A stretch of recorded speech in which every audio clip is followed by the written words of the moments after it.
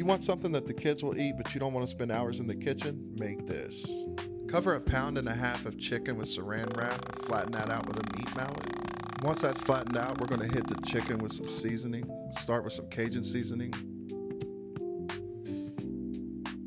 some garlic powder, our last little bit of onion powder, then hit it with some seasoned salt.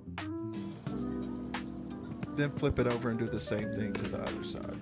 Then you're going to take a pan on medium heat, spray it down with some olive oil. We're just going to sear the chicken here to lock in those seasonings. We're not going to cook this through or anything like that. Just want to get a good sear on this before we throw it in the crock pot, about like that.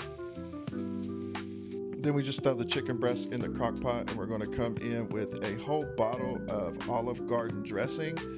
I used the generic equivalent here, but that's what I had on hand. And like I said, this is a lazy meal. Then I hit it with a little bit of salt, a little bit of pepper, and just a little bit of Creole seasoning, not too much because the kids will be eating this as well. The recipe for this calls for 1/4 cup of grated Parmesan, but I use a 1/3 cup. Same with shredded Parmesan, use a 1/3 cup as well. Then a block of cream cheese cubed. Then we throw the lid on our vintage crock pot and let this go for 6 hours.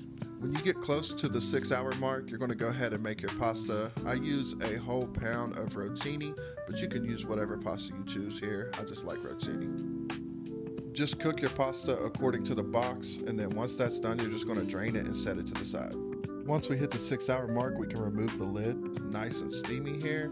I'll go ahead and pull this chicken out, get it ready to shred up, and then I'll give this a whisk just to make sure all the little bits of cream cheese and everything are melted and blended in good. Then I grab the meat claws to shred up the chicken. This is my favorite part because I get to pretend I'm Wolverine.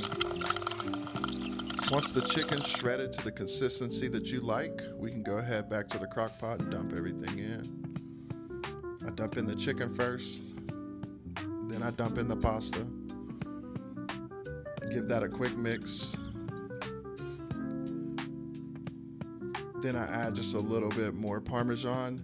Now don't come for me in the comments, y'all. I know that shredded is better, but what kind of lazy meal would this be if I was in there shredding cheese by hand?